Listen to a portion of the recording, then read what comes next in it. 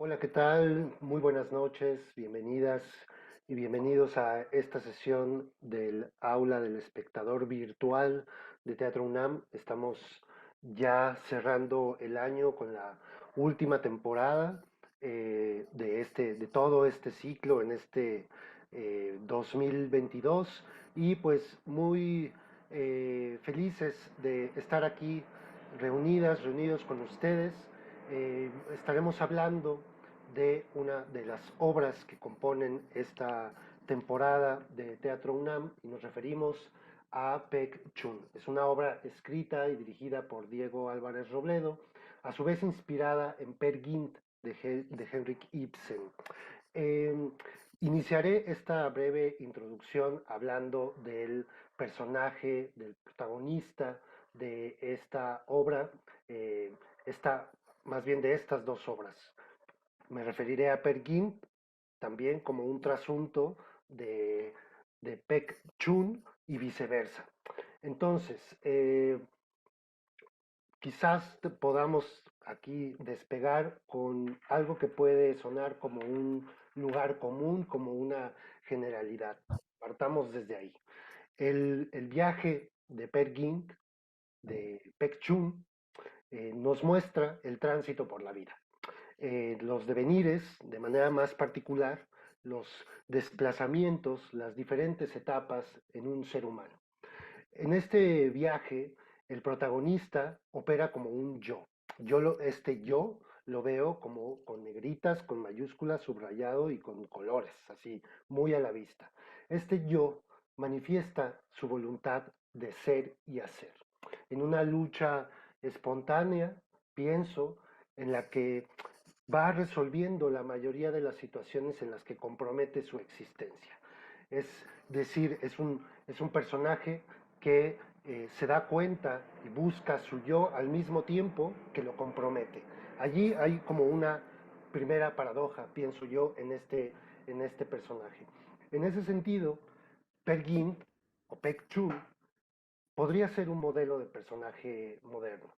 Partimos de la idea de que la modernidad insiste o insistió reiteradamente en el valor de la realización de lo individual, esto tomando algunas ideas del investigador Esteban Gerardo. Esta individualidad puede también de alguna manera explicar cómo Per Gynt Pek Chun busque su lugar personal en el mundo y de allí comprometa su existencia inevitablemente. Este personaje, desde su yo, desde ese gran yo, resplandece por sí mismo. Entonces no brilla como un reflejo de los otros, sino produce su propia luz. Y esto es importante en ambas obras, en la de Ibsen y en la de Diego, donde el personaje se compromete consigo mismo a través de diversos problemas éticos, ¿no? En su paso por la vida, y que a su vez este compromiso, o más bien esta problemática de lo ético, se ve alimentado por una serie de mitos y de relatos populares del lugar donde proviene. Allí entonces encontramos una cierta conjunción entre la búsqueda del yo y la influencia del lugar donde este personaje proviene. Y hablando de influencias, pues también tendríamos que hablar, para el caso específico de Per Gynt, de los eh, referentes que tiene la obra del romanticismo. Algunos investigadores consideran a Per Gynt como un tránsito entre el romanticismo o algunos lindes, como la colita del romanticismo, y un mayor compromiso con el realismo en el que estará trabajando posteriormente Ibsen. Entonces podemos pensar o entender que este personaje construya una subjetividad, que la defienda a capa y espada. Una subjetividad que se construye, como también sabemos del romanticismo, a través de esos mitos y de esos relatos populares. Y es justo desde ahí donde él mismo, desde esa subjetividad y desde esos mitos y relatos populares, construye su propio mito, ¿no? A lo largo de su tránsito por la vida y de regreso incluso a su pueblo, él va siendo un mito en sí mismo, ese yo que se insufla o que se infla hasta eh, sobrepasar, ¿no? Lo cotidiano de la vida. Partimos también de lo que dice otro investigador, Enrique Anderson, quien señala que tanto el relato como la forma de Peer Gynt están dominadas por lo lírico más que sobre lo lógico. Y me parece que esto es algo que también podemos percibir en la en la obra de Diego Álvarez Robledo. Es decir, cuando hablamos de lo lírico, podríamos estar también hablando de la experiencia de lo sensible que toma forma a través del lenguaje, ese lenguaje que construye mundos y que por lo tanto tiene una dimensión performativa, ¿no? Con todos estos relatos que cuentan los demás y que se va contando sobre sí mismo, y que es una experiencia sensible a su vez, que a su vez responde a sus propios deseos.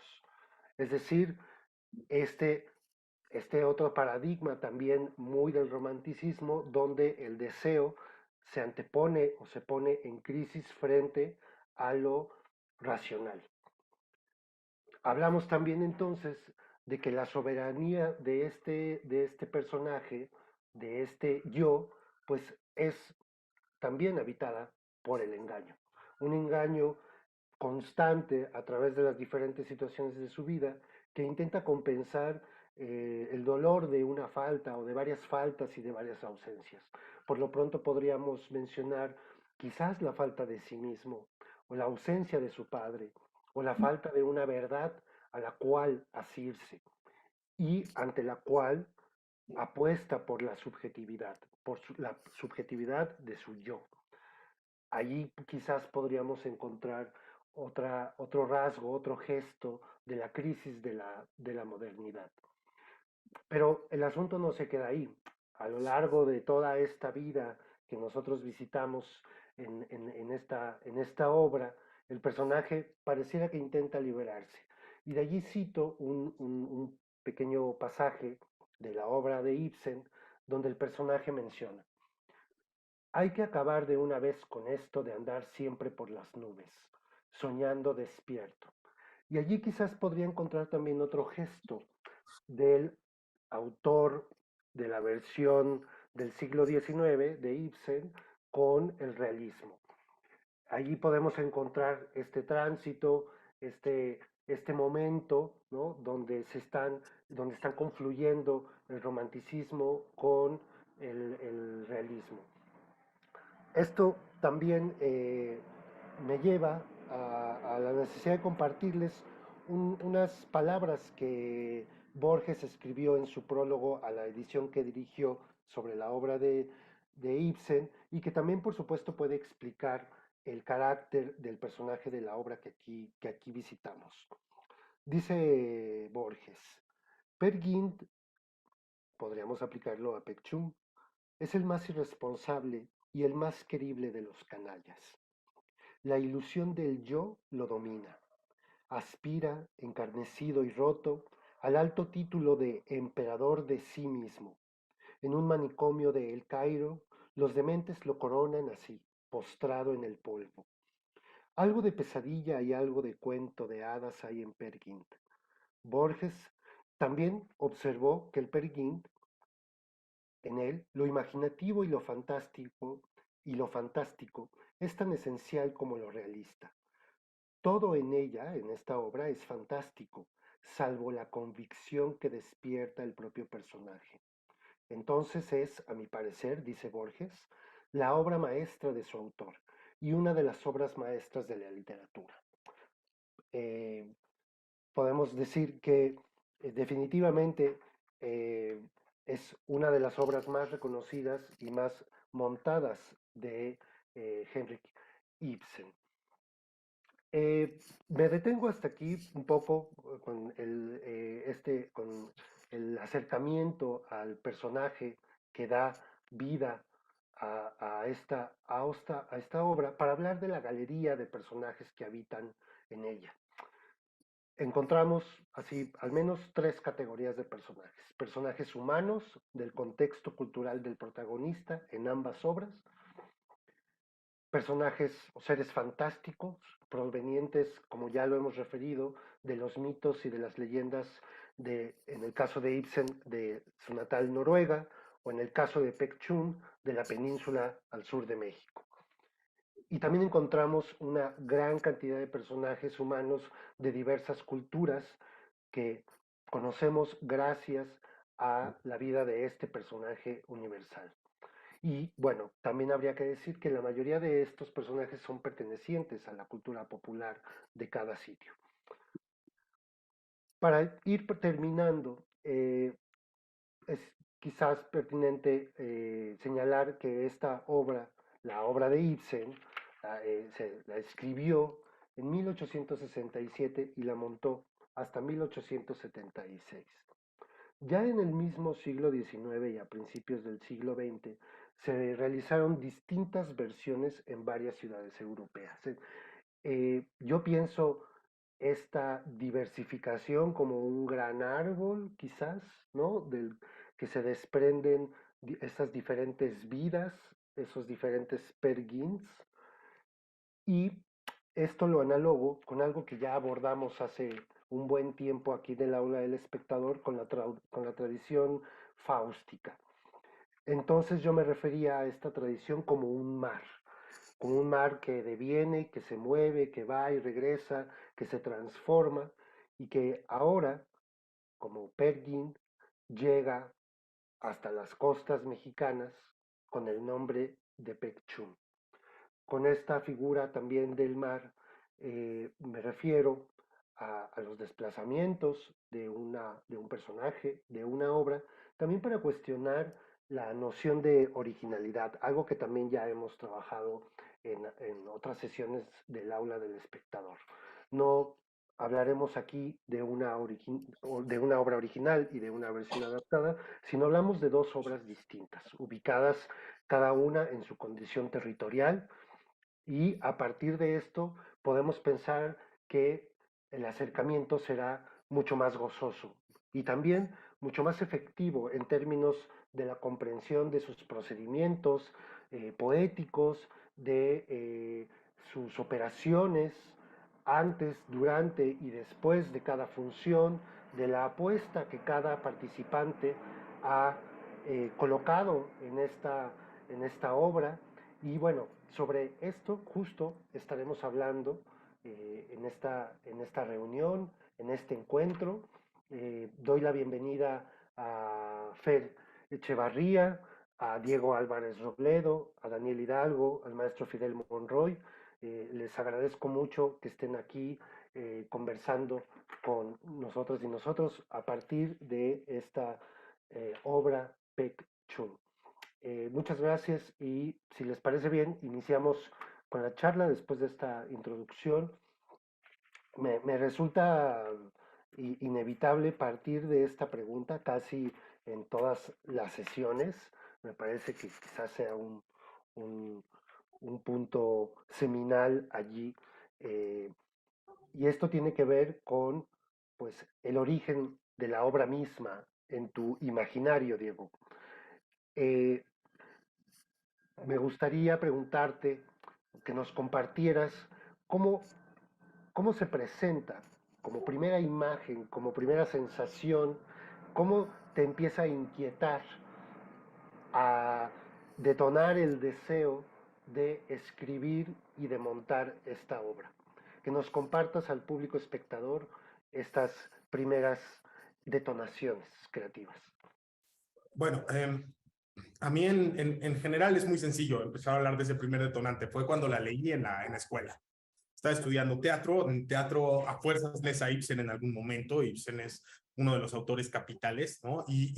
Quizá lo primero que te aproxima a Ibsen es su faceta, como decías, más realista, ¿no? Esas obras, Casa de Muñecas, Los Pilares de la Sociedad, El Pato Salvaje, ¿no? Fuertes expresiones de la psicología o de la sociedad de una época, ¿no? Y yo a Peer Gynt lo vi de algún modo como un ejemplo de la tragicomedia, ¿no? Como un ejemplo de estas estructuras en donde las escenas se concatenan, que normalmente son de desarrollo de carácter, y el arquetipo de un personaje tragicómico es algo que a mí siempre me ha llamado muchísimo la atención y creo que es lo que da pie a que la obra sea la obra que es, ¿no? A mí siempre me interesó más este personaje que va enfrentando retos mientras vive, mientras va creciendo, mientras hace, ¿no? Me interesa siempre, o sea, Ulises de Joyce, Tristan Shandy, Don Quijote, ¿no? Estas personas que están como en el límite entre la participación dentro de una sociedad y una visión única que se antagoniza en cada paso que los conoce. Creo que eso, de entrada, tiene todo que ver con cómo entiendo el teatro en la actualidad y cómo me gusta hablar del teatro en la actualidad, ¿no? El teatro no es solo un reflejo de la sociedad por ir mostrándola tal cual es, como un espejo, ¿no? Claro. Sino a veces por ir mostrando provocaciones, antagonismos, ¿no? Y eso me parece súper bonito. Igual, sin entrar en mucho choro, recuerdo una clase con Ricardo René Horneffer en filosofía, donde en teorías estéticas fue un análisis del Quijote, ¿no? Y parte de ese análisis tenía que ver con este límite entre lo real y lo ficcional y cómo las partes más ficcionales del Quijote eran las partes que más se acercaban a una realidad. Cómo en cierto punto la tragedia última del Quijote es recuperar la cordura y el momento en donde se ve a sí mismo como realmente es, la miseria lo termina matando, ¿no? Para mí, estos límites entre la locura y el común de la sociedad siempre se me han hecho unas cosas muy interesantes, muy teatrales. Hablando de eso como del primer bagaje, de la primera idea. En 2017, con mi colega de la compañía en ese momento, decimos qué queremos montar y yo digo, pues creo que es momento de hacer esta obra.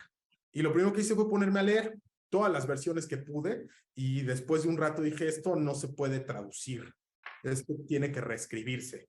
Y la única forma ahorita en la que a mí me haría sentido sería reescribir, replantear, no todas las temáticas, actualizarlas, acercarme en algunas cosas, pero cambiar completamente otras. Y entonces yo hablaría como de tres orígenes distintos, ¿no? El primero es el origen textual, ¿no? Y en ese, por ejemplo, el único actor de los presentes que estuvo desde el principio de ese origen es Fidel, ¿no? Porque fue del primer elenco al que llamé.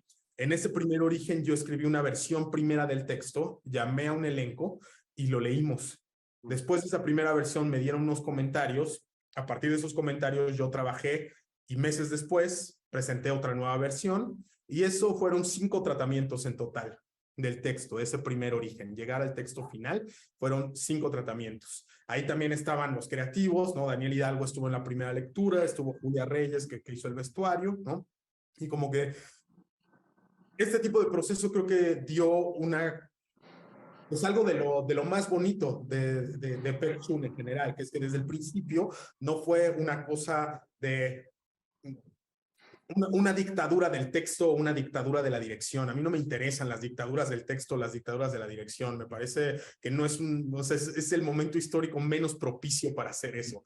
Y desde el principio el texto se trató de ver entre todos cuáles son los comentarios, ¿no? Y sí, al final yo trabajé el texto, pero no lo hubiera podido trabajar, no sería lo que es, si no hubiera habido todo este proceso en donde se empezaron a decir, ¿no? Entonces, yo diría, es el primer origen, ¿no? Estuvimos tratando de mover esta obra hasta que llegué con Juan Meliá. Se quedó en la UNAM, fue seleccionada en el proceso de selección y luego vino la pandemia.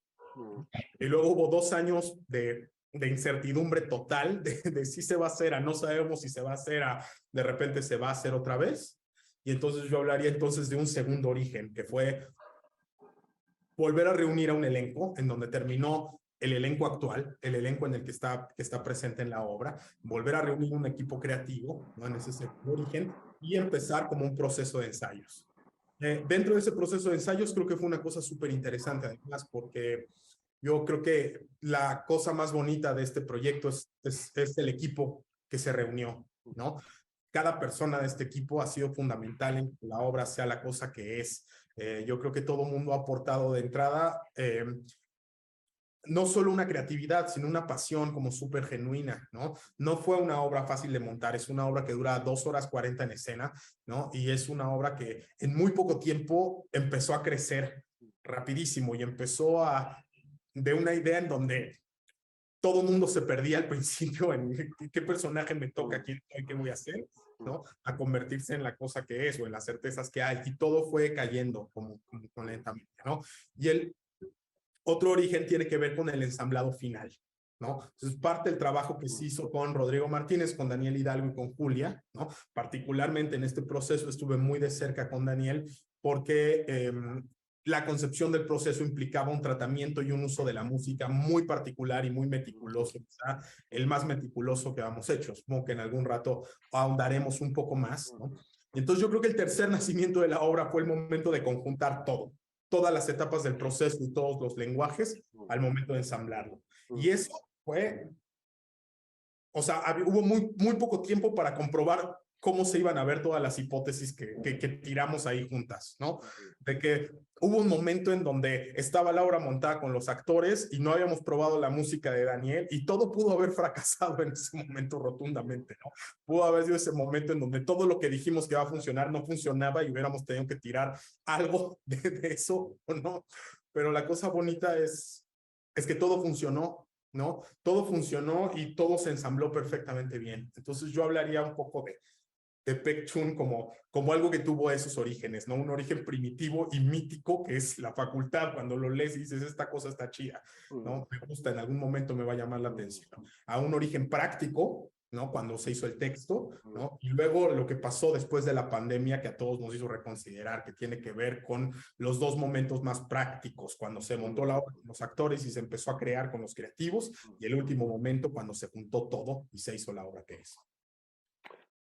Qué elocuente también esto que nos compartes, Diego, sobre tu estar en la facultad, ¿no? En el Colegio de Literatura Dramática y Teatro. Supongo que te refieres a ese proceso y cómo algo que forma parte de pues, una etapa de juventud, ¿no? De formación allí, pues incipiente, puede llegar a influir al paso de los años en un proceso tan importante como este, ¿no? Me parece que tiene todo y nada que ver, o más bien, ¿no? Que está ahí una liga muy importante entre diferentes tiempos. Eh, Me gustaría hacerte otra pregunta para ya después dar paso a todas las y los participantes y anclaría en este segundo origen que mencionas. Ya referías tú, la obra dura 2 horas 40 minutos. Eh, Como director de escena, no sé si también influye allí tu trabajo como dramaturgo. ¿De qué premisas partiste o qué consideraste necesario para acompañar a todo el equipo creativo? Llámese cuerpo actoral y todas las personas que participaron. Tú lo tenías apuntado previamente, fue saliendo en el proceso, pero ¿cuáles fueron esas guías que te permitieron llegar a un punto donde la obra se sostiene, ¿no? Al menos la función que a mí me tocó ver, no se cayó en ningún momento durante las 2 horas 40 minutos. ¿Qué se hace para lograr eso? En estos tiempos, además, en donde hay que decirlo, la mayoría de las obras son mucho más cortas, ¿no? Y se entiende perfectamente que esta obra necesita ese tiempo. Pues ¿Qué, qué yo pasó ahí? creo que pasé parte de la idea de la necesidad y lo apremiante de que a huevo tenemos una fecha de estreno. El momento en el que tuvimos claro la fecha de estreno ya íbamos tarde. Y yo creo que eso es importante tenerlo claro en este proceso en particular, ¿no? Claro. Y eso te orilla de repente a ser creativo, pero también a hacer gala de todas las mañas que has adquirido durante los años que has estado trabajando. Yo tenía muy claro cuál era la única manera de hacer este proceso, ¿no? Y la única manera era hacerlo a destiempo porque dedicamos básicamente 2 meses al montaje de la obra, ¿no? El primer mes, que fue agosto, se trató de montar todas las escenas en desorden, como se pudieran acomodar los horarios de los actores. Okay. Ahí mi mancuerna más importante fue mi asistente de dirección, Paulina, que estuvo en todos los ensayos, chutándose 8 horas diarias de ensayos conmigo, Okay. ¿no? Claro. Y configurando todos los grupos y todas las posibilidades de ensayo. La idea un poco en esa etapa del proceso era tener mínimo 2 ensayos por escena. El primer ensayo se iba a tratar de un análisis de texto, ¿no? Un análisis de texto y una primera puesta en sonido, pero sobre todo exhaustivamente que se entendiera la escena, ¿no? Y al final de agosto tener todas las escenas montadas. ¿no? Al final de agosto lo que había era una claridad de qué escenas, pero un desconocimiento por parte del equipo de no mames, ¿ahora qué sigue? ¿No? Entonces, ok, está esta escena, pero ¿cómo se une todo esto en medio del proceso? ¿No? Entonces, lo bueno de ese momento es que para entonces Paulina y yo teníamos clara la totalidad y todo lo que pasó en septiembre se trató de unir todas las escenas, ¿no? Empezar a practicar en esta nueva unidad de trabajo que de hecho desmenucé en una junta con Daniel Hidalgo, en una junta justo en su estudio. Estábamos trabajando, otro de los diseñadores sonoros, francés, Daniel y yo, dijimos, necesitamos una unidad más grande que las escenas y entonces dividimos la obra por arcos, ¿no? Y cada arco es una etapa, digamos, de la vida del personaje, ¿no?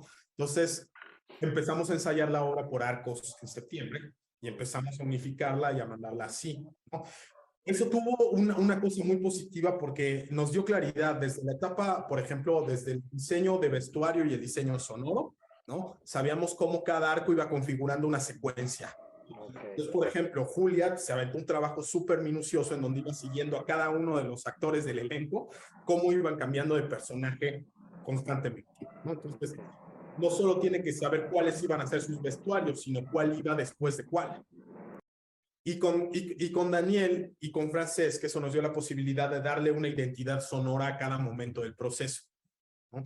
El primer arco va a sonar así, el segundo arco va a sonar así. Cada arco tiene como o sea, el diseño sonoro se escucha como una unidad, pero cada parte del proceso del diseño sonoro se escucha también como algo independiente, algo propio a una etapa de la vida, ¿no? Entonces, el primer arco tiene un montón de marimbas, tiene danzones, tiene este primer planteamiento de la música vieja, ¿no? En el tercer arco, por ejemplo, es un bolero, son guitarras, y en el último arco hay nuevos elementos, hay electrocumbia, hay un reggaetón atascadísimo, hay unos momentos sonoros como que van cambiando en eso.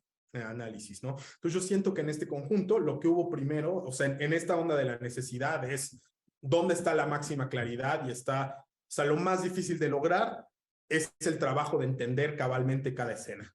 Ponerlas en el tiempo, concatenarlas va a ser difícil, pero no va a ser lo más difícil. Lo más difícil es que se entienda cuál es la carnita de cada escena. Hay algunas súper fáciles y hay otras que no son tan fáciles.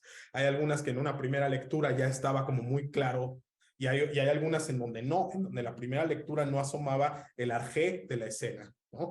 Entonces creo que eso es lo más importante de esa primera etapa. La segunda tenía que ver con el ensamble, ¿no? Con ver cómo en el tiempo se iba desmenuzando, ¿no? Y la tercera, que es lo que llama el segundo nacimiento, tenía que ver con ya después de eso la unificación en el teatro de todos los lenguajes. Entonces yo diría que eso fue lo que pasó. A mí me gustaría sumar algo a lo que está diciendo Diego, porque bien decía Luis que estamos hablando de dos obras distintas, una que es la de Ibsen y otra que es la de Diego. Pero hay una tercera obra que es muy importante, que es una obra musical que compuso Grieg para la partitura, para la obra de Ibsen, y para la cual Diego y yo fuimos realmente muy cuidadosos en, por un lado, cómo seleccionar los temas de una obra tan vasta, porque Grieg compuso casi un tema por escena, y entonces es una obra que está llena de temas distintos. Nosotros no nos podríamos dar ese lujo de hacer de nuevo un poema sinfónico, sino lo que hicimos fue primero seleccionar temas muy específicos de esa obra musical y después remusicalizar la obra, ¿no? Usar los temas de una manera distinta de como lo hizo Grieg. Pero lo que a mí me interesaba incidir en lo que acaba de decir Diego es justamente eso, que allá hay una tercera obra que nos permitió trabajar, digamos, como paralelamente a la obra literaria original, sin componer una sola línea melódica nueva. Toda la obra de teatro está musicalizada con la música original, con la partitura original, bien,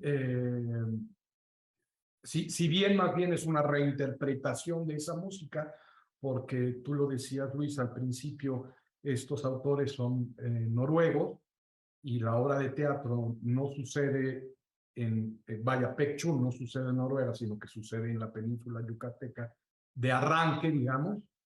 pues también llevamos ahí la parte sonora de esa partitura. Entonces, en lugar de ser una orquesta sinfónica tocada de manera romántica, nacionalista, como es la partitura de Grieg, nosotros decidimos hacerla popular yucateca. Al principio, ¿no? Luego Al principio, sí.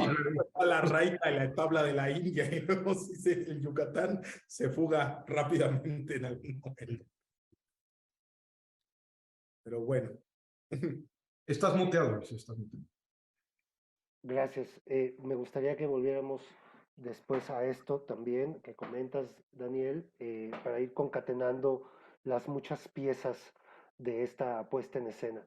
Por lo pronto, me gustaría ahora preguntarles, Fernanda, Belén, Fidel, esa otra parte del espejo sobre el trabajo, el gran trabajo actoral que ustedes hacen en esta puesta en escena. Es importante para quienes todavía no la han visto mencionar que, bueno, yo perdí la cuenta de la cantidad de personajes que hacen, ¿no? Intenté seguirlo apuntando en mi libreta en la función y de pronto ya no me fue posible. Lo que sí podemos decir es que casi cada escena supone un nuevo personaje que se repite posteriormente, ¿no? Algunos de ellos, pero que implica una, pues, transformación de una escena a otra, ¿no? De allí que también podamos comprender la participación del vestuario y del diseño sonoro, junto con otros elementos de los que también ya hablaremos, en todo este devenir, ¿no? Les preguntaría de entrada, ¿qué les implicó o qué requirieron en su trabajo actoral para mantener la energía durante estas 2 horas 40 minutos y estar en el personaje que les tocaba estar a cada vez? ¿No? O sea, porque además es muy clara la diferencia entre uno y otro. O sea, es impresionante esa, digamos, transformación que se puede lograr, ¿no? Poética, eh, entre una escena y otra. Entonces, que nos compartan qué les implicó en su trabajo personal y con el resto del equipo, particularmente con Diego en la dirección. Primero, tener buena condición física. Sí, se Fundamental nota, por lo claro, demandante de la obra. claro. Pero ahí les dejo, a ver. Y ahorita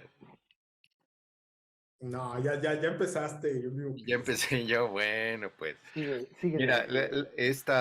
en términos de actorales, la obra es un desafío. La obra es un desafío y es un desafío de esos que se te antoja hacer, justo por lo que tú estás planteando, Luis, de que vas de un personaje a otro y a veces sin una escena intermedia, sino Claro. nos toca a los tres que estamos ahorita del elenco aquí, a veces cambiar de una escena a otra con otro personaje y el trabajo de construcción eh, pues es complicado por eso. Es complicado por eso, porque estoy en este personaje y de inmediato tengo que ir a este otro, que sus circunstancias, que su carácter, que su estar corporal es absolutamente distinto. Y cuando digo absolutamente, es absolutamente, ¿sí? Entonces, transitar por este universo, lo que te lo posibilita, primero, es justo la claridad del planteamiento textual de Diego. Entonces, no hay como muchas dudas en por dónde tengo que conducirme. Lo difícil es construirlo, ¿sí? Pero para eso tienes el tiempo de estudio, el tiempo de ensayos y el tiempo de prueba en los mismos ensayos ya en el ensamble.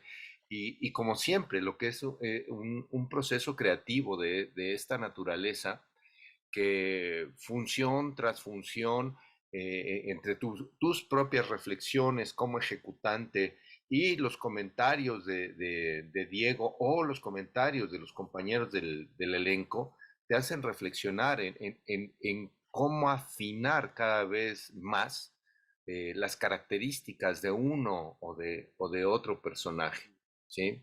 Entonces es bien te nutre y te desafía las dos cosas, el trabajar de esta manera, ¿no? Pero si me remito a cuál es la base para poder potenciar tus capacidades como intérprete, tiene que ver con la claridad del planteamiento de inicio del texto, Mm, ¿sí? vale. Y si uno solo simple y llanamente lee el texto, se puede imaginar muchas cosas y cada personaje lo puedes potenciar a donde sea, sentado en una silla, con tu propia capacidad de imaginación, con tu fantasía y con tus referentes, ¿no? Esa es la base, nada más. Gracias, Fidel. Y lo de la condición física no, puede sonar a broma, pero no es. Para quien no la haya visto, pues aténgase a las consecuencias. Sí, yo también creo que mientras más sólido estuvo ese planteamiento, como es muy sólido ese planteamiento, entonces hay una base en la que nosotros podemos crear. Y yo veo como esta línea del personaje. Por ejemplo, uno de los personajes que yo hago es Aruma, ¿no? Aruma, cómo empieza esta historia, o incluso antes de que empiece la obra, cómo es Aruma, ¿no? Esa historia. Y luego Aruma, digamos que abres una ventanita en esta línea del tiempo y Aruma tiene el color de ojos de Belén, pero en la de más acá los tiene el color de ojos de Lucero, ¿no? Entonces, porque ella y yo somos las que compartimos a la mamá de Pek Chun. Entonces, creo que ambas tenemos clarísima esas ventanitas que a veces decidimos abrir, ¿no? Y mostrar este pedacito de la vida y luego cerrar, pero la construcción sigue, de modo que cuando ya abrimos la otra, ahí está como en la temperatura, que como si nunca hubiera parado este trenecito.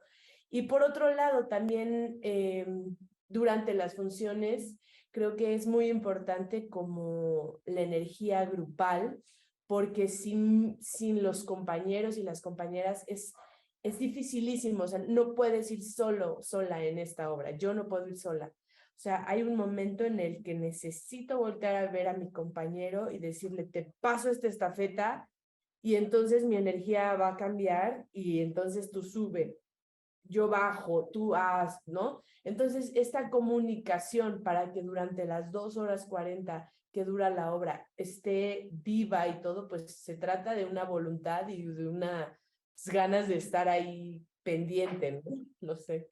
Totalmente. Y de mucha generosidad de todo el elenco. Gracias, Belén. Fernando. Sí, yo justo quiero decir algo que va con lo que dice Belén, que de entrada, además de la condición física que es fundamental, también lo es la comodidad, porque durante el proceso de ensayos que no sabíamos nosotros tanto cómo íbamos a estar acomodados, la seguridad de la dirección, tanto de Diego como de Paulina, se iba contagiando poco a poco e iba afianzando, al menos en mi caso, la seguridad. Porque además tienes dos canales. Tienes el canal de lo realista, de cuando te toca hacer un personaje un poco más realista, es decir, todas somos Sandra en algún momento de la obra y todos los muchachos son Pek Chun. Entonces, por más que Pek tenga este divagar constante y permanente, hay mucha cosa existencial y muchísima todo es verdad. Si no se plantea desde que todo es verdad para él, no funciona. Y también en Sandra, ¿no? También hay otros personajes que tienen oportunidad del realismo, como lo son Anshi, como lo son Darwin, etcétera. Aruma también. Y luego está el canal de lo no humano, o lo más monstruoso, o lo no realista. Entonces, en el canal de lo realista, desde que empiezas a leer el texto, empiezas a encontrar tus botones, tus caminos, tu imaginación a partir de la observación de tu interior, tal. Y luego en lo no realista, para mí era una cosa de cómo hallar en lo corporal y en lo estridente y en la diferenciación de un personaje no realista y otro. y qué tonos, y cómo pesan, y cuánto pesan, y de qué color son, y cómo se ven, aunque no se vean así, aunque no pesen así, cómo lo vas a habitar tú, ¿no? Y también todo el proceso de hallazgo fue pues muy divertido, también muy estresante, porque también habemos personas que son un poco más tímidas en el proceso y que justo carecen de seguridad, y luego ya que hayan, ya está mejor y ya se vuelve más disfrutable, pero puede ser también como Diego al escribir su texto, me imagino, visualizar cómo quiere que se entienda, cómo quiere que se reciba, pues lo mismo desde un proceso actoral de un personaje, ¿no? Y la ayuda, o sea, esta cosa de equipo, de me tengo que cambiar a pásame la falda, te doy el libro, tú ya sé que me pusiste la silla acá, que me vas a agarrar en esta parte, que me vas a cuidar el pie, que no se me rompa el dedo. O sea, eso que no se ve, también sucede cada función y es increíble. Y el desgaste físico que ocurre con esta obra 4 días a la semana también se ha ido acomodando, igual que el ritmo, igual que toda la obra en general. Uno ya sabe, me parece que los rituales, y con rituales me refiero a lo que hace cada actriz o actor en su día, que son íntimos y son de cada quien, también vas viendo cómo acomodarlos, ¿no? Para llegar y con todo, y que el domingo en la noche estés como sólido también, ¿no? Pozole. Con un hambre que te Pozole. Me imagino. Y una necesidad de descanso, supongo, ¿no? Después de cada función, por lo agotador que resulta el trabajo, ¿no? Me imagino. Hay dos cosas que a partir de esto que mencionas, Fernanda, una, me imaginaba yo mientras veía la obra, el ejercicio de plantear los vectores que realizan al interior y al exterior del escenario, ¿no? O sea, si pudiéramos visualizar la cantidad de movimientos que ustedes necesitan, ¿no? Que el público ve y que no ve, me imagino que es impresionante, ¿no? Para este tipo de obras, donde a pesar de que no es un cuerpo actoral tan numeroso como, ¿no?, otras de grandísima producción, sí implica y sí supone un movimiento y una dinámica, ¿no? Que es como una maquinaria que no se puede detener, ¿no? Incluso cuando les vemos fuera de escena, ¿no? Como en una disposición muy particular, en una concentración que supongo les permite también entrar a esa obra sin perder el ritmo, ¿no? De esta. Y otra cosa que mencionaste, esta, esta sorpresa o este regalo que nos da la obra sobre la estrategia de que, lo que mencionabas, todas las actrices representen a Sandra y todos los actores representen a Pek Chun, ¿no? Es muy bonito, es muy bello ver cómo este cuerpo de actores tan diverso en sus edades va tomando también un sentido conforme vamos viendo este juego, ¿no? Y cómo también este espectro de edades no condiciona la edad de los personajes o de algunos personajes, ¿no? Donde eh, con, el gran, con el gran trabajo de todas y de todos, pues se logra esa calidad de carácter y de trabajo físico y de desempeño, ¿no? Durante la escena. Algo que pues evidentemente se agradece mucho. Eh, Volviendo un poco contigo, Daniel, con esto que nos platicabas, para seguir con este ensamblaje, eh, compártenos un poco sobre esta intimidad de tu trabajo al recuperar o al establecer una relación intertextual con la composición de Grieg y lo que tú tuviste que hacer en este diálogo también con Diego, ¿no? ¿Cómo, o sea, qué te supuso en el proceso creativo eh, para el surgimiento de estas piezas, ¿no? Que sin duda, como comentábamos, apoyan definitivamente o forman parte más bien del ritmo de la obra y de la vida de la historia. Bueno, una de las cosas que yo disfruto mucho de hacer música para teatro o para cine es todo el proceso de construcción de mesa antes de meterme a producir o a escribir. Siempre hay un trabajo de investigación y de conceptualización que hago de la mano con los directores. Y en este caso me encontré, o tuve la fortuna de encontrarme más bien, con un director que tiene una muy buena oreja, que tiene conciencia musical, que sabe de música. Entonces, eso fue una, una característica del trabajo y del principio del trabajo que para mí fue muy gozoso, porque cuando yo me sentaba a platicar con Diego de música, no estaba hablando solamente con mi director, sino que estaba hablando con otro músico. Y entonces se hizo un diálogo muy fluido de cómo era que se tenía que trabajar la parte sonora y musical de la obra. Y entonces en ese sentido hubo mucho trabajo de mesa, de estar platicando qué era lo que necesitaba la obra, qué instrumentación tendríamos que usar, qué arreglos de diferentes géneros tendríamos que meter, cómo tendría que evolucionar esos temas que escogimos primero. De entrada, primero fue encontrarnos con la sorpresa que teníamos poco tiempo. Nos habíamos imaginado incluso cosas bastante más complejas de lo que hicimos, bastante más música de la que hay, ¿no? Más temas.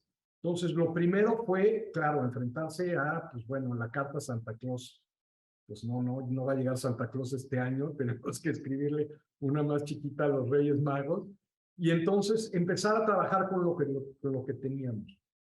Y quizá la primer premisa que nos llevó a arrancar fue esta idea de también mexicanizar o como he escuchado a otras personas que lo dicen, tropicalizar esta obra noruega y traerla para acá. Y en ese sentido, lo primero que nos daba, como lo decía hace rato, lo primero que nos aterrizó fue de dónde parte esta historia, que en este caso es de la península yucateca. Y este personaje que es Peer Gynt o Pek Chun da la vuelta al mundo. Y entonces, cada vez que pisaba el personaje un territorio distinto, había que componer o diseñar más bien, porque justamente no fue componer música nueva, sino más bien adaptar esa música a esos territorios. Y entonces esos fueron básicamente los criterios. Después nos encontramos con criterios un poco más, menos en el terreno de la composición y la territorialidad, sino más bien en el terreno del leitmotiv. ¿Qué temas de esos que escogimos tendrían que repetirse en determinadas situaciones? ¿No? Hay temas muy obvios, como es el tema de Solveig, que en este caso es Sandra, que se repiten con ese personaje, ¿no? Y va evolucionando el tema también. Otro es el tema de la muerte de la mamá, que está por ahí en algunos otros momentos en los que en la partitura original no estaban, por ejemplo. Y otra cosa que nos funcionó mucho es que encontramos en las marimbas que tocadas en vez de como una percusión, que son tocadas con un arco, suenan un poco parecidas a un órgano y entonces permiten hacer notas muy largas y muy distendidas. Y entonces eso nos ayudó también a que la música no solamente tuviera esta peculiaridad de contar una historia con una melodía, sino convertirse en un ambiente. Y entonces una de las cosas que creo que logramos afortunadamente a lo largo de toda la obra es que a cada escena le hicimos una atmósfera distinta. Todo el tiempo hay algo sonando. Y en todo el tiempo. No paramos, creo que nunca.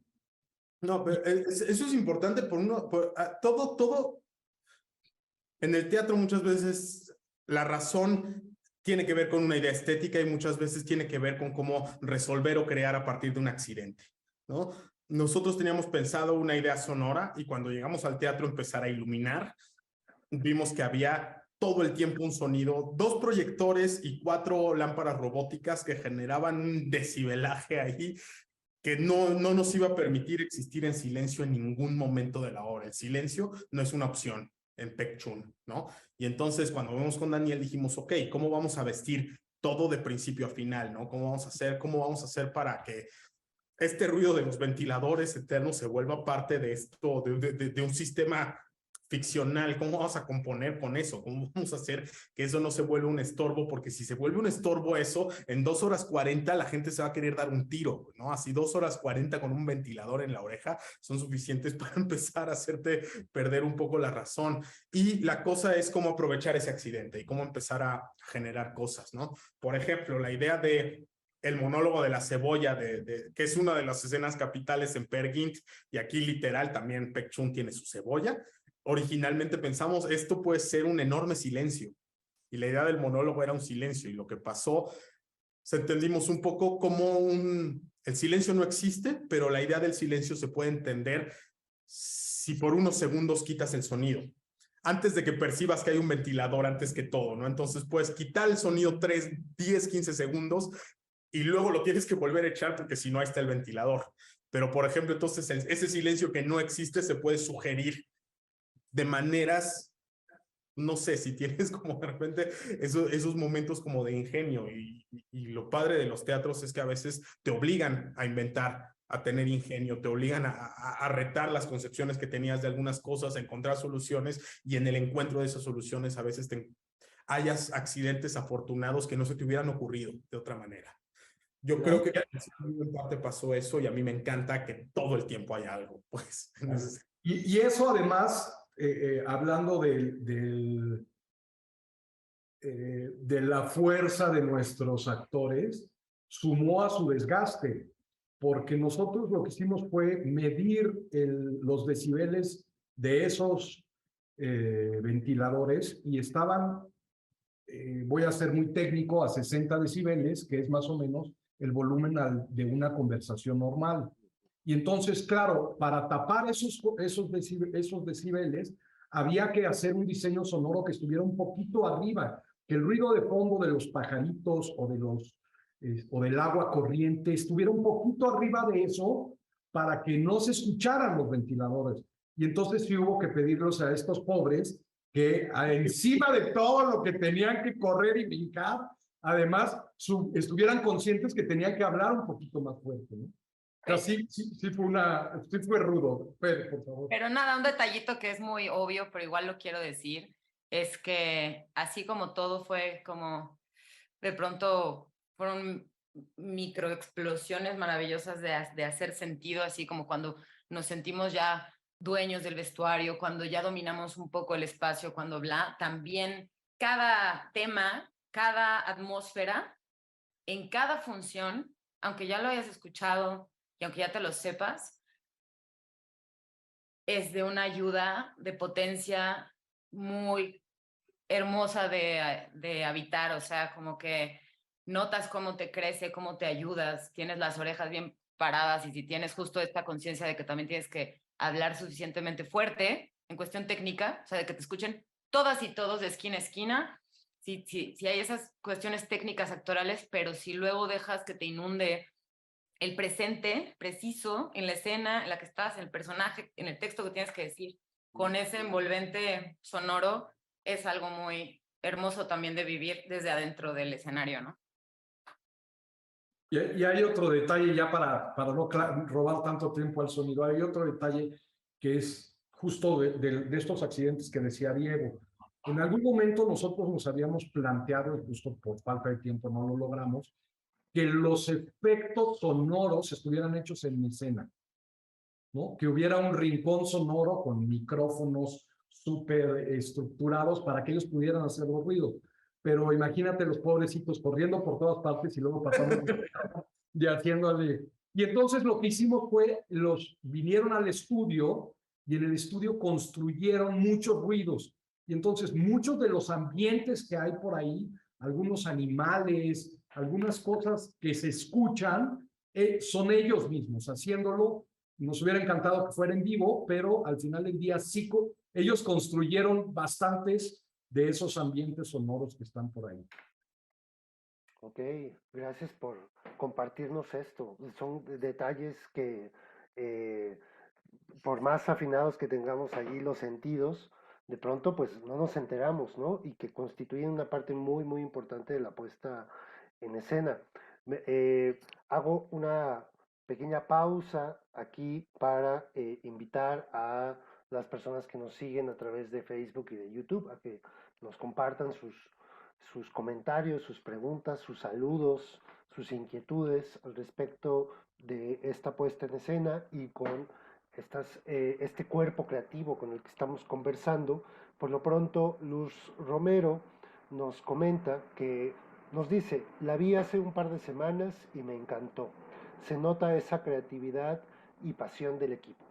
Esto es lo que nos comparte Luz. Eh, Continúo agarro un poco el hilo de lo que venimos conversando para hablar de otra capita que tiene que ver con los elementos escenográficos, el video y la iluminación, así, pum, en paquete que yo sé que suponen pues cada una un proceso particular también, ¿no? Una búsqueda muy específica. Por lo pronto, preguntarles, Diego, Daniel, Paulina, bienvenida también. eh, ¿De qué manera se integra el espacio escenográfico, la iluminación, eh, con el diseño sonoro, ¿no? Y el video, por supuesto. ¿Cómo fue este proceso de ensamblaje? ¿Qué vino primero? ¿Cómo se tuvo que negociar, digamos, para ir equilibrando todos estos elementos? No, bueno, ¿cómo fue? Latosísimo, minucioso, tardado. O sea, bueno, parte de todo fue muy claro, ¿no? O sea, Rodrigo, que es el diseñador de escenografía e iluminación, primero entregó la escenografía y si hay algo que salvó un poco en los tiempos, fue que los actores tuvieron un tiempo, digo, no diré que mucho, pero sí tuvieron más tiempo del que se tiene en cualquier otra condición normalmente para conocer y para poder moverse en esa escenografía que no está fácil, ¿no? Entonces, esa es una parte, ¿no? Y luego, Rodrigo, que también afocó todo el equipo de iluminación, sabía perfectamente que iba a haber un video. El video es lo que llegó hasta el final. El video llegó un poco acatándose a todas las otras cosas que ya se habían planteado. Entonces, en orden, yo diría que lo primero que existió fue el diseño sonoro, aunque de eso el elenco al principio solo conoció unos temitas en particular, ¿no? O sea, por ejemplo, había momentos de unas secuencias que Paulina, además de ser asistente de dirección, se rifó un chingo de otras cosas, entre esas montar una coreografía de repente de Bollywood, ¿no? Y hacer como bastantes cosillas ahí. Esas fueron los primeros tracks que los actores conocieron antes de que conocieran el diseño en total, ¿no?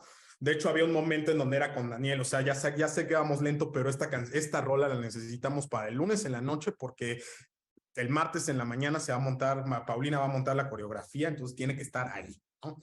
Entonces eso te mete como en un sistema muy, o sea, tener todo el diseño sonoro era tener todos los tracks. Y luego lo que pasó es que yo estuve en el teatro.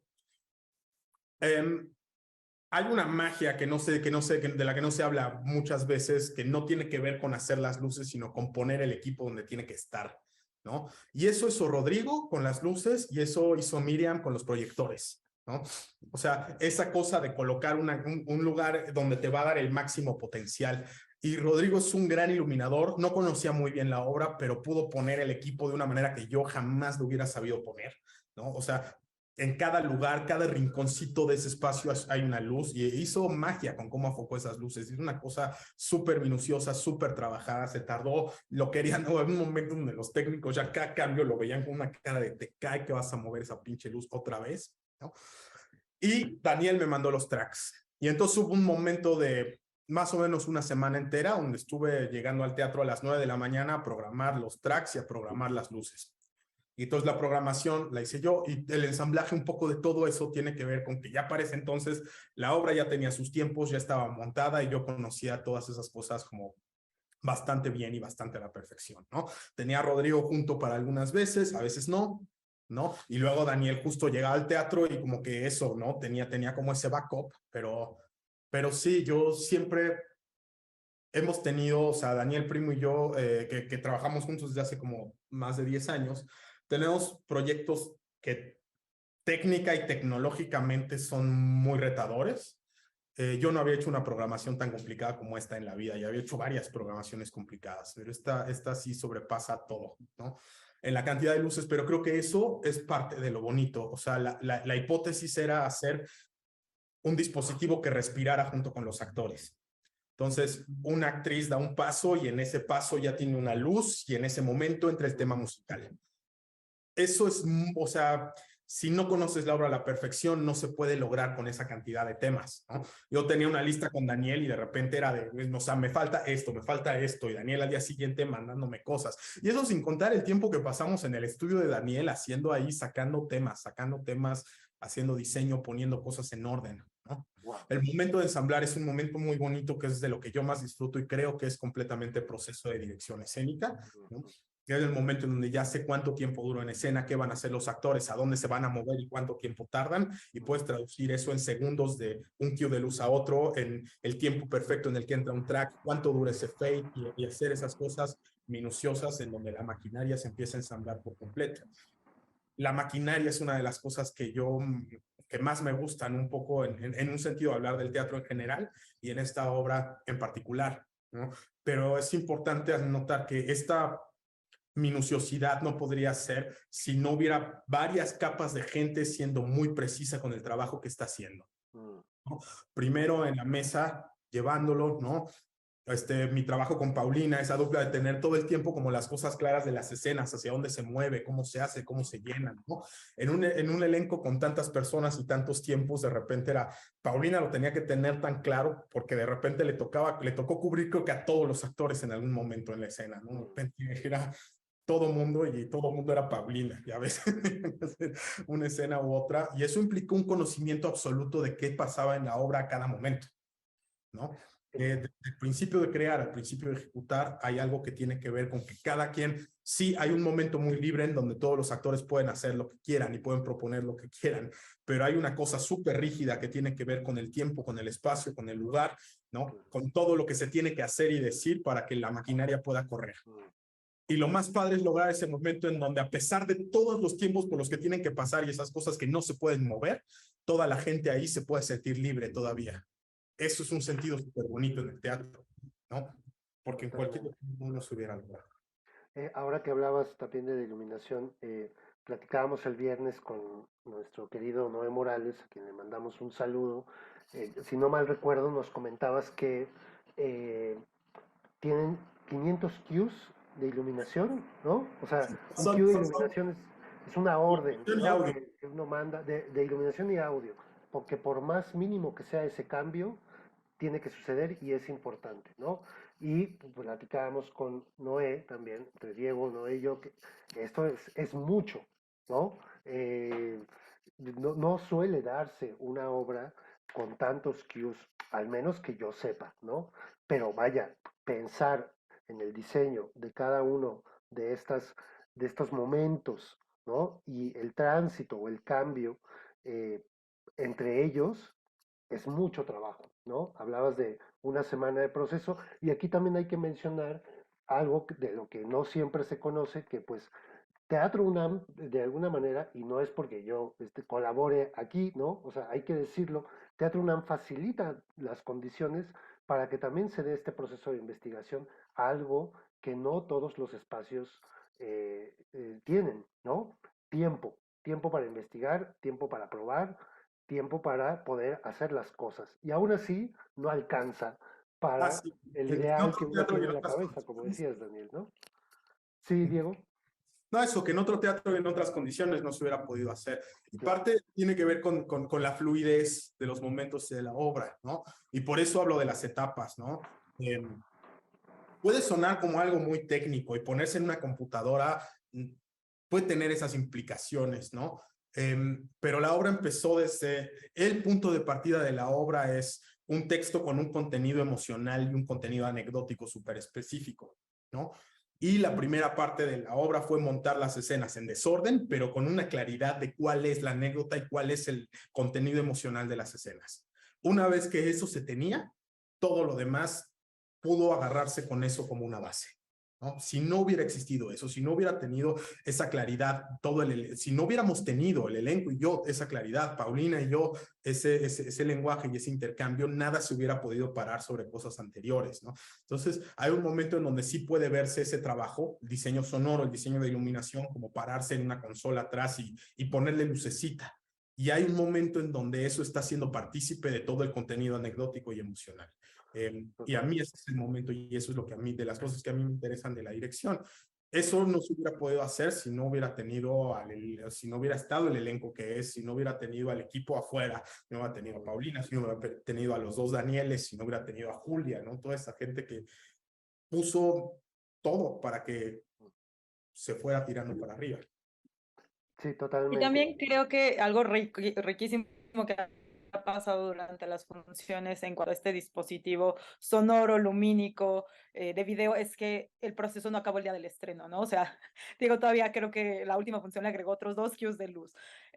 O sea, es un proceso que sigue avanzando, que sigue creciendo porque sigue enriqueciendo, ¿no? Y que además, o sea, justo esto que dice que no es meter una luz, literal, los pies que Diego pone para la luz es una respiración o un impulso de un actor, ¿no? Así de fino es el trabajo desde ese sentido y desde ese aspecto. Entonces creo que es, o sea, esa capacidad de detalle que le da, que dice que disfruta mucho y no lo dudo ni 3 segundos, es lo que le da como la pomposidad, ¿no? O esta cosa fina de ir llevándote con el oído, pero con el audio, pero con las luces, además de ya todo el trabajo actoral que existe. Ahora que te escuchamos, Paulina, me gustaría preguntarte, tú eres actriz, ¿no? Tu formación es de actriz y con ese conocimiento que tú tienes, eh, ¿cómo fue que te desempeñaste en este proceso creativo como asistente de dirección? ¿Qué implica? ¿Qué labores? ¿Qué, qué tipo de disciplina? ¿Qué rituales, un poco como lo decías, Fernanda, hace rato, implica estar allí en este proceso y con los muchos ojos y muchas orejas y muchos sentidos que se necesitan? Bueno, soy actriz de formación, estudié en la ENAD, pero también he dirigido, ¿no? He sido directora, fundé una compañía de teatro, he dirigido 4 obras, pero nunca había asistido a dirección en mi vida. Entonces, aquí me pasa que como yo dirijo y produzco en mi compañía, como que no denoto como estas líneas de esto le toca hablar y esto le toca hablar, ¿no? O sea, para mí estar como en este lado de la parte, digamos, de producción y de dirección es como un conjunto. Un poco lo que he aprendido muchísimo es como la diferenciación entre los actores, ¿no? Cómo tratar de darles a todos lo que necesitan, ¿no? Apoyando a Diego desde esa trinchera. También esta cosa de ya no hacerlo una visión particular tuya, ¿no? Tanto como actriz o como directora, sino más bien empezar a moverme en función de la visión de otra persona y ver también cómo trabajan desde otros ángulos es muy enriquecedor, ¿no? Además, Diego en ese sentido es una persona sumamente generosa, que de repente a mí se me ocurría algo y se lo compartía y entonces le gustaba la idea y pasaba escena, ¿no? Y era muy bonito ver como todo ese proceso, ¿no? Por ejemplo, ¿no? Ahora que estoy aprendiendo a usar el QLab con sus 500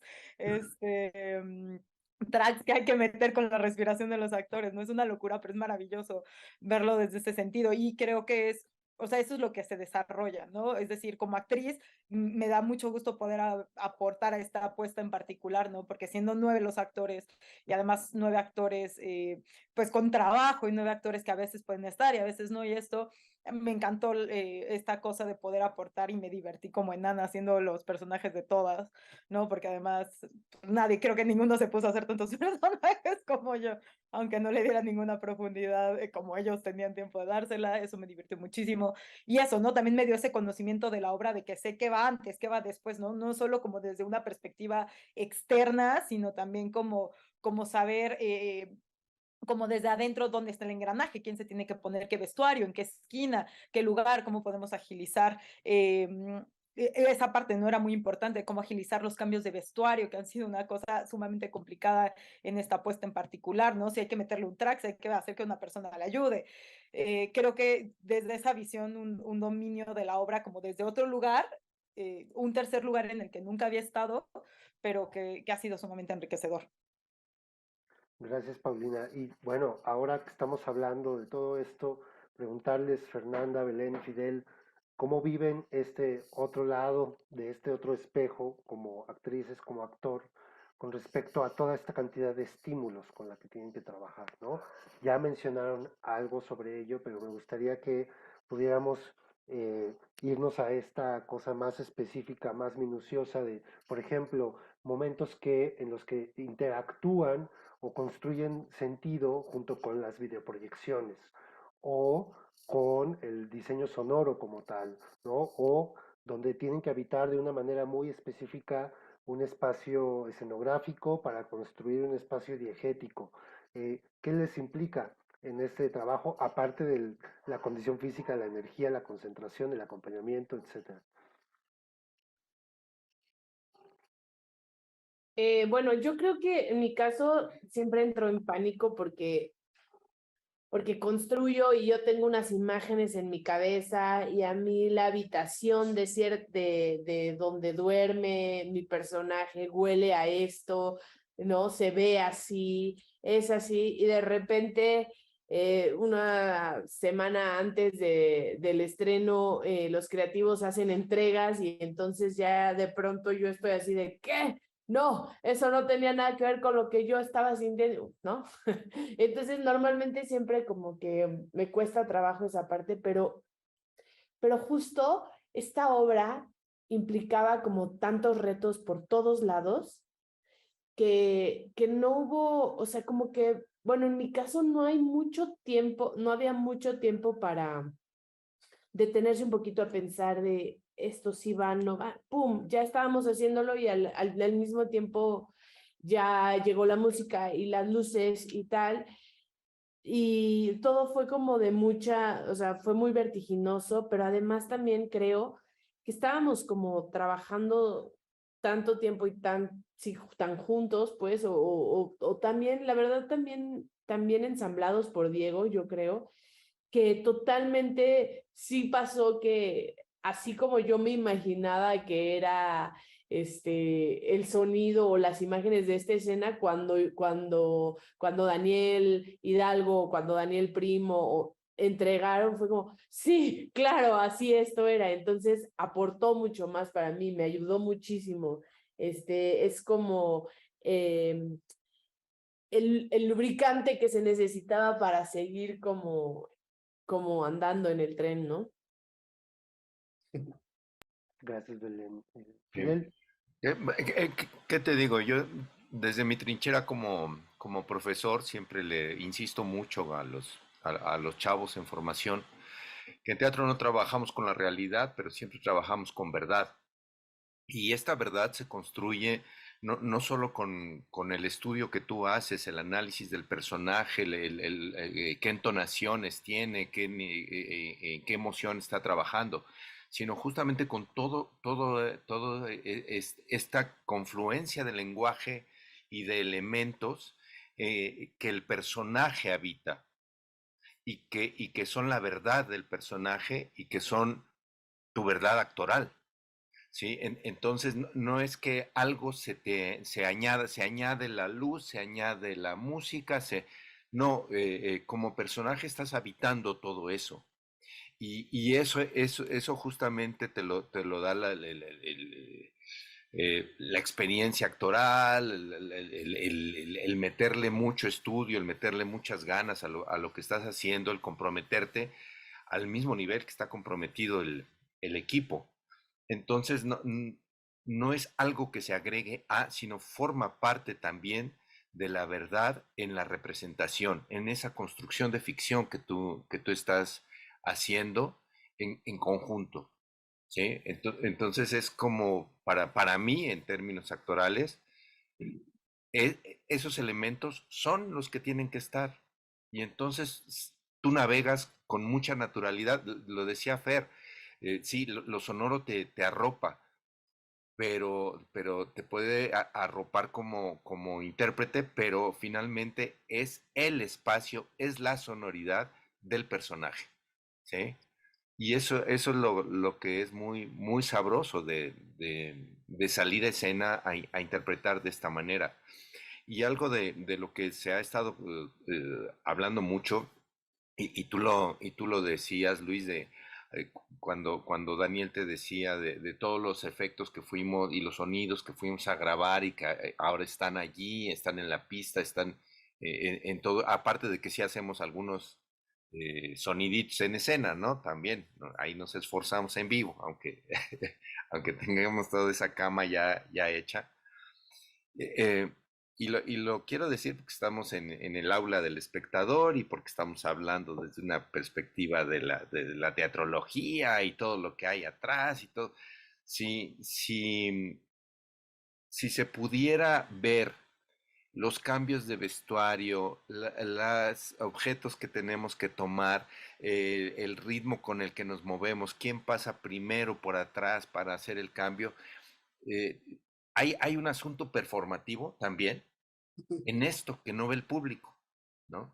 Y si lo pudiéramos simple y llanamente aislar y solo hacer esas acciones, es un acto performativo bien interesante que está atrás del que ve el público, ¿no?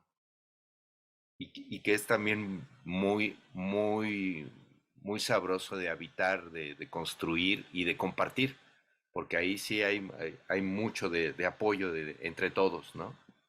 Pero bueno, es porque se Totalmente. me quedó esa idea hace rato y no quería interrumpir a los que estaban interviniendo. Gracias, Fidel. Sí, incluso esto me recuerda otra obra que conversamos en el aula, El ensayo, que me parece que dirigió Ana Graham, que justo abordaba, ¿no? Toda esta vida que se Sí, da detrás de la escena, ¿no? sí, Y con todos sus conflictos y toda su carnita y toda su sangrita allí, ¿no?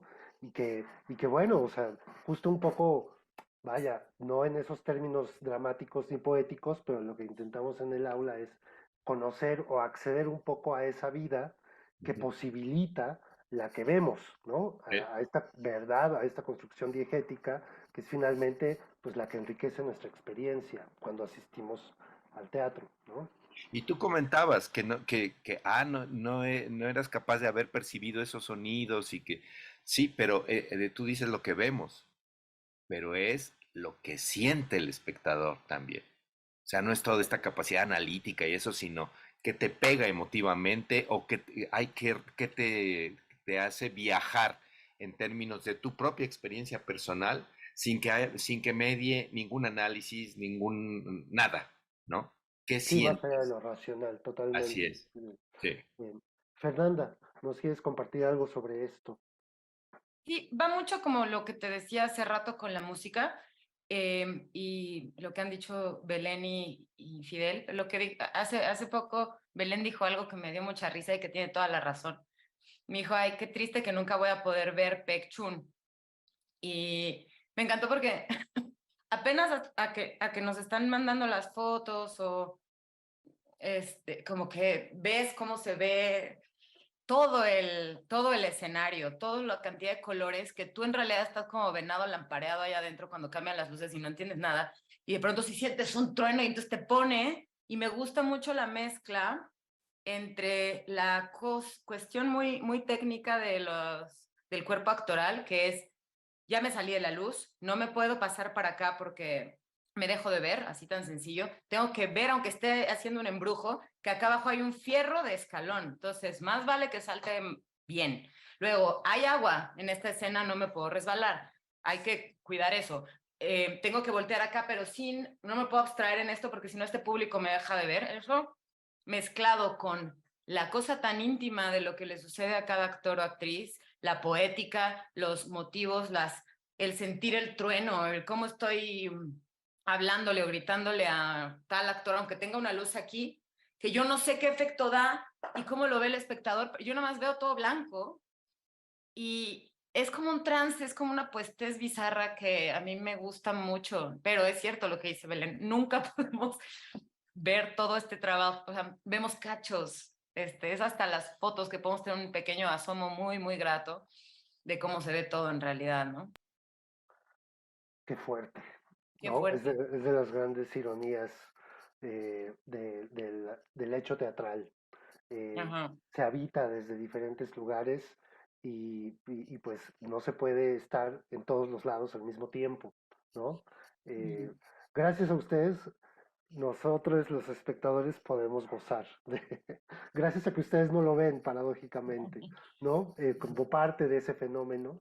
Me gustaría leer un comentario y preguntas de Luis Montaño que me parece que perfilan muy bien ya un poco el final al que nos podemos ir de nuestro encuentro. Luis Montaño comenta primero, se nota la pasión y el esfuerzo de cada uno de los integrantes. En ese sentido, y lanza algunas preguntas que yo les dejo para quien las quiera responder. ¿Por qué debería el público ver esta obra? ¿Qué puede esperar el espectador? ¿Con qué mensaje quedará? Esas tres preguntas, a manera como de baraja que cada quien quiera tomar, ¿no? Yo creo que a mí me interesa mucho la primera, pero yo creo que nunca debería el público ver nada, ¿no? Creo que el deber es una pregunta como muy interesante y no podemos construir nuestro hacer a partir de lo que se debería o no hacer, ¿no? Por eso la pregunta me parece interesante, porque yo creo que no debería, pero podría, ¿no? Y eso me lleva a las otras dos, que son como las que me parecen más interesantes, ¿no? O sea, no sé, alguien dice, todo el mundo dice súper ambiguamente que el teatro es un reflejo que el teatro es un modo de narrar algo, el teatro es, no, o sea, yo no sé si eso es esta obra, ¿no? Yo lo que sé es que esta obra es un lugar en donde se pusieron sensibilidades muy verdaderas, ¿no? En donde hay gente que está súper apasionada y en donde se cuenta una historia que le ha dicho cosas a la gente, ¿no? Se puede sentir un poco en el devenir del espectador y se puede sentir desde que la fuimos creando, ¿no? Y para contar eso, ¿cuándo supe yo como creador que íbamos en el momento de hacer algo bonito? Yo tengo 3 ensayos particularmente en la cabeza, ¿no? Nuestro primer ensayo de septiembre, ¿no? Muchos no habían visto, más bien nadie de los actores, solo Paulina y yo conocíamos todas las escenas. Los actores no conocían las escenas, en realidad, ¿no? Cada quien conocía sus propias escenas, pero no conocían las escenas de los demás. Y la primera parte muy bonita de ese ensayo fue cuando leímos ya la puesta en sonido de todas las escenas para pasarlas y la sorpresa que generaba en el mismo elenco las escenas de los demás, ¿no? Gente que ya conocía la obra, que ya la había leído, que ya sabía un poco de esto, ¿va? El primer momento en donde vieron a sus compañeros hacer una escena y llevarla a los horizontes emocionales que eran particulares de esa escena, y aunque ya la conocían, pues pudieron sorprender. Entonces yo digo, de entrada no deberían, pero una obra que desde dentro nos provoca cosas de la manera más honesta, ¿no? Es tal vez un principio de comunicación, ¿no? Y diría nada más como para cerrar mi parte del choro en eso, alguna vez cuando estaba con Daniel Primo hablando un poco de la compañía y de por qué le pusimos principio a la compañía en general, lo que me hace sentido un poco ahí era eso, ¿no? En ese momento yo le decía, a mí me parece completamente inverosímil que el teatro vaya a cambiar el mundo, güey, que el arte vaya a hacer una injerencia en la sociedad, ¿no? El teatro no, pero el teatro te puede regalar momentos y esos momentos se pueden convertir en un principio de algo, ¿no? Entonces, el teatro de algún modo es un generador de principios, de momentos, de esos momentos en donde creas y generas y siembras semillas pequeñas, ¿no?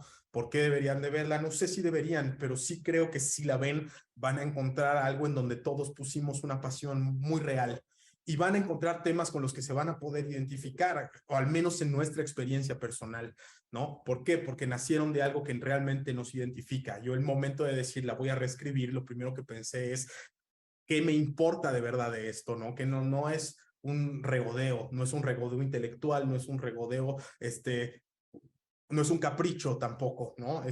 Si la voy a montar es porque hay algo que realmente me mueve de este tema, ¿no? Y al momento de tener estos ensayos y darme cuenta o darnos cuenta que había algo que nos movía, entonces te das cuenta que no es un capricho de una persona, sino que muchos nos pusimos a contar historias que nos conmueven profundamente. Creo que en ese sentido eso es lo que va a encontrar la gente que vaya, ¿no? Por lo menos una forma honesta de que a partir de esta anécdota, Pechún de Sandra, cada quien está poniendo su cuerpo, su emoción y su ser creativo para contar algo. Entonces, Eso es mi idea. No sé Gracias, si... Diego. Muchas gracias. Tenemos otra pregunta de Rafa.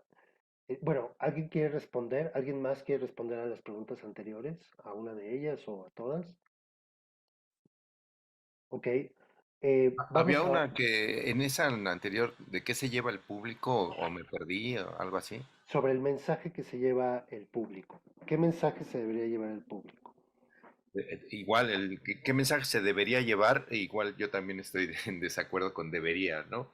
Yo creo que cada quien con lo que llega equipado de experiencia de vida y de sensibilidad va a tener una lectura específica de la obra, pero creo que se ofrecen muchas cosas como para que haya un intercambio a partir de mi marco de referencia, de mi estar en la vida con lo que estoy presenciando. Puede ser la construcción de la búsqueda de sentido de la vida, por qué estoy aquí, que eso lo tenemos todos y todos hacemos, emprendemos algo desde el punto de vista profesional, de construir una familia, de estar afiliado o no a determinadas grupos, en fin. ¿Para qué? Para darle sentido a nuestra vida. Y esto lo van a encontrar como justo como un pimponeo a lo largo de toda la obra. Pero qué se va a llevar el público depende de cómo llegue y cada quien va a poder tener capas de profundidad distintas y elementos emotivos, sensoriales e intelectuales con los que puede intercambiar, ¿no? Y yo sí creo que es una obra que da mucho para eso, para salir de ahí y preguntarse muchas cosas, ¿no? A partir de eso. Totalmente. Sí. Y bueno, me parece importante corregir, leerlo textualmente. Las dos últimas preguntas serán qué puede esperar el espectador y con qué mensaje quedará, ¿no? Pero me parece que ahí lo que has dicho, Fidel, al final no altera, ¿no? El- el- la, la- la- la otra formulación que había hecho yo anteriormente. Y Sí. Rafa Espinosa pregunta, bueno, dice, la pregunta que quiero hacerles es sobre la duración de la obra. Me parece que el montaje tiene varios finales. ¿Era necesario que durara tanto tiempo? Saludos. Yo tendría una respuesta, pero bueno, aquí las y los invitados tienen la palabra, así es que quien quiera responder a Rafa.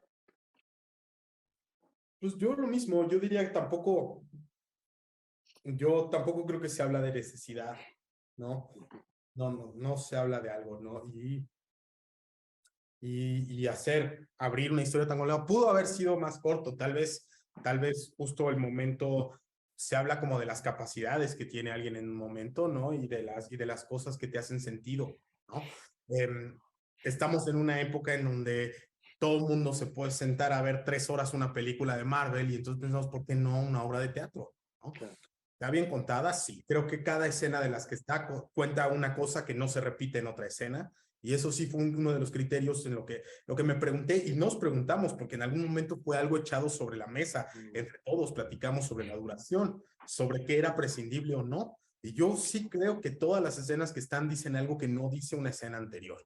Eso me parece nada más que fue el criterio con el cual lo elegimos, ¿no? Quizá en algún otro momento de la vida, con alguna mayor capacidad sintética o nada, con otra capacidad de pluma o con otra intención, se podría haber narrado esto de una manera más corta, pero sería otra obra. Yo creo que sería otra obra. Yo creo Claro. que contar la experiencia es importante. No entiendo perfectamente justo que de repente pensar 2 horas 40 de entrada implica una voluntad por parte del espectador y estamos tremendamente agradecidos por la manera en la que los espectadores han respondido en general ante eso, ¿no? Yo no sé si, o sea, entiendo un poco la cosa o la percepción de cómo se pregunta algo, ¿no? Podría haber durado menos, tal vez otra obra podría haber durado menos, ¿no? Esta obra, la que hicimos, dura esto y tiene el final que tiene, que también era muy complicado para nosotros poder construirlo y llegar hasta este lugar. ¿Cuál va a ser? ¿Cómo cierras? ¿Y cómo va cerrando todas las historias en estas capitas, no? Nada, se abre con él y su madre y se cierra cuando Sandra y Peck deciden morir juntos, ¿no? Y les cuesta trabajo llegar a ese momento de la muerte y entonces eso, para poder generar la sensación de acompañar a alguien, a dos personajes toda la vida, yo creo que hicimos escenas que no me parecen reiterativas, al menos hay cosas dentro de cada escena que no se repiten, que no están y que son nuevas a comparación de todas las otras, ¿no? Eso decidimos no quitar ninguna escena, porque todas las escenas dicen cosas que no se habían dicho y cuentan y representan una parte anecdóticamente que es significativa en la vida de los personajes, ¿no? Y eso me parece de entrada que tiene ese valor, ¿no? También parte de todo, y eso sí tiene que ver con el devenir actual, ¿no? Con función, ¿no? Sí creo que algo que se ha ido afinando mucho, función con función, tiene que ver con esa percepción, ¿no? Y hay otra cuestión que sí tiene que ver con cómo función con función se está trabajando todos nosotros como creativos, ¿no? Los actores por su lado, ¿no? Es eso que decía Paulina, un poco de broma, de agrega 2 cues de luz, no es un capricho agregar 2 cues de luz, no es nada más decir, aquí hay que poner el ojo en este lugar. Y si ponemos el ojo en este lugar, tal vez la percepción cambie y sea mucho más claro y mucho más ameno. Y en estas pequeñas minucias, yo sí creo que nuestro reto ha sido cómo hacer cada función, que la percepción del tiempo durante esas 2 horas 40 sea cada vez más poderosa, más sui generis y más efectiva. Y eso sí implica para nosotros un trabajo todo el tiempo. Pero no es un trabajo de hacer la obra más corta, es un trabajo de la fineza del detalle, del devenir emocional, ¿no? Y de la potencia de la anécdota, lo que estamos eligiendo trabajar. Aunque de entrada, desde que leímos la obra, dijimos, esto va a ser un reto para todos y desde todas las áreas. Claro. Sí, y me parece que en ese sentido también la respuesta iría en cómo está habitada la obra, cómo está habitado este tiempo de 2 horas 40 minutos, ¿no? Sí, porque creo que también Con es muy todo esto relevante en este sentido que Baek Chun no es una obra en donde la anécdota sea lo más importante. Y creo que eso es importante resaltarlo. O sea, es decir, el viaje, lo importante del viaje no es la expectativa de lo que va a suceder con los personajes, sino ir viviendo cada escena y irte identificando o no, o qué te va resonando en cada escena. Creo que eso es lo interesante de la experiencia, de vivirla, ¿no? A mí me tocó pasar por varias etapas de mi vida durante esta obra, así como huracán, y cada vez que la veía me resonaban escenas diferentes por lo que me estaba pasando. Y creo que esa es la riqueza de la obra, no tanto una anécdota como de, es que no les vamos a contar nada que no les hayan contado, ¿no? Es una historia de una persona que vive su vida y que al final se muere y fin, ¿no? ¿Y qué pasó en el Inter? Pero creo que lo interesante y lo bonito y lo poético es cómo se aborda cada pedazo de esa vida que van habitando. hay algo muy interesante en esto que mencionas, Paulina, porque yo me encontré con algunos abordajes donde justo entendían como el presente del personaje como parte de su conflicto, ¿no? Como de esta inmediatez donde se va metiendo en problemas y donde de pronto ya no sabe cómo salir de cada una de ellas, ¿no? Y que forma pues una parte de esa carnita del personaje y de su historia, pero también me encontré con otros abordajes y que con los cuales también coincido, que la obra se disfruta también en esa extensión. O sea, es un tipo de historia o de anécdota que necesita ese tiempo para poder dimensionar, ¿no? Hasta en un sentido épico, la vida de un personaje, justo porque no es un personaje cualquiera, podría parecerlo, ¿no? Pero dados esos presentes que se van entretejiendo, es justo lo que va conformando la densidad discursiva de la obra, ¿no? O sea, yo lo vería como por esos dos lados. Y en ese sentido también como espectador respondería a tu pregunta, Rafa, ¿no? Hay historias que necesitan ese tiempo y en ese sentido podemos comprometernos también con ellas, darnos ese tiempo, regalarnos la oportunidad de establecer un contacto durante ese periodo de nuestra vida, ¿no? Para vivirlo con otras personas, ¿no? Por ahí yo iría, y además algo que se agradece justo, pues es la entrega de todo el equipo. Creo que hubiera sido, pues, doloroso, ¿no? Poner esa voluntad y esa disposición como espectador a una obra de esta duración y no recibir esa entrega. Pero a mi parecer, como espectador, considero que la hay y uno pues sale agradecido de que esto suceda, ¿no? Ok, yo llegué al teatro y todas estas humanidades también dieron su parte, ¿no? Esa es mi versión, pero por supuesto que como espectadores podemos tener experiencias distintas, ¿no? Y aquí está lo rico de este espacio de encuentro. Y bueno, pues suelo hacer como un pequeño ejercicio al final de nuestras sesiones, me imagino como un tablero con post-its, así. Yo les preguntaría una nota que quisieran dejar al final de esta sesión con algo que quizás no se haya hablado o con algo que se tocó, ¿no? Un regalito para esta reunión y para las y los espectadores, para quien quiera hacerlo.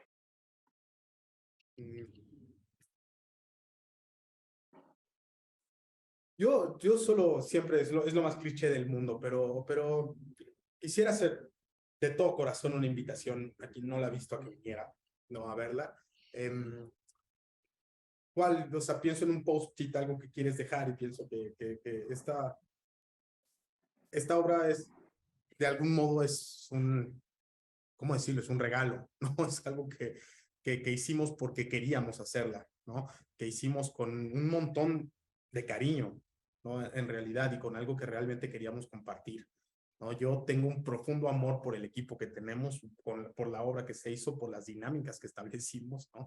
Quiero profundamente a toda esta gente y quiero profundamente el trabajo que logramos. Y desde ese lugar me gustaría extender una invitación a que el público venga a ver este trabajo, la primera épica, ¿no? Que nos aventamos, así, que literal es una épica, y creo que van a sacar algo de este trabajo también, van a sentir parte de este regalo, pues, y me gustaría invitar desde ahí, desde ese lugar. ¿Alguien más? Pues muchas gracias a todas y a todos por estar aquí en este encuentro, un poco de manera consecuente con tu invitación, Diego, informar que Pekchun estará hasta el 4 de diciembre. Importante, los horarios de jueves a sábado es a las 19 horas, no jueves, viernes a las 20 horas, como suele suceder, a las 19 horas, justo también por este tema de la duración de la obra, y los domingos, habitual, 18 horas. Hay allí una información en la página web de Teatro UNAM. El viernes 2 de diciembre no hay función, ¿no? Hasta donde se lee allí, pero bueno, todavía tienen oportunidad, lleva 4 semanas la obra, ya está calientita, ¿no? Ya está muy bien, ya funcionando. No quiero decir que no haya sido así desde el principio, pero a mí, justo que la vi el viernes, pues ya me tocó una experiencia bastante buena, y bueno, todavía entonces tenemos aproximadamente 3 semanas para ir a verla. Yo estoy pensando seriamente volver a asistir, ¿no? Me gusta, y bueno, allí algo que quizás no deberían de saber, yo suelo ver las obras 2 o 3 veces. El fin de semana anterior las obras para el aula, el espectador, no todas.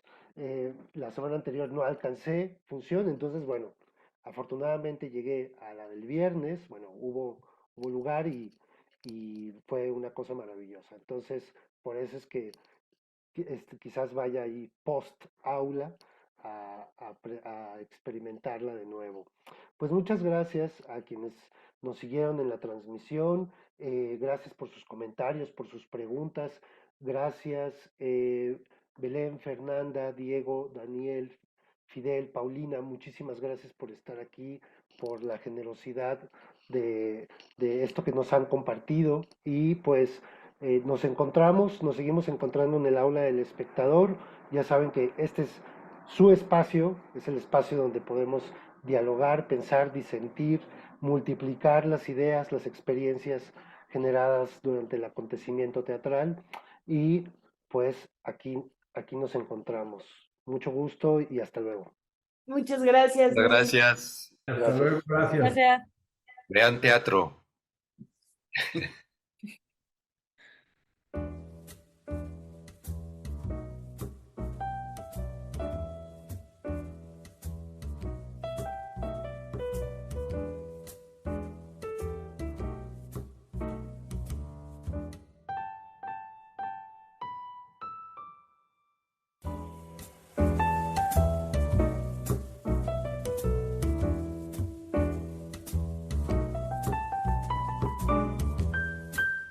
Bye.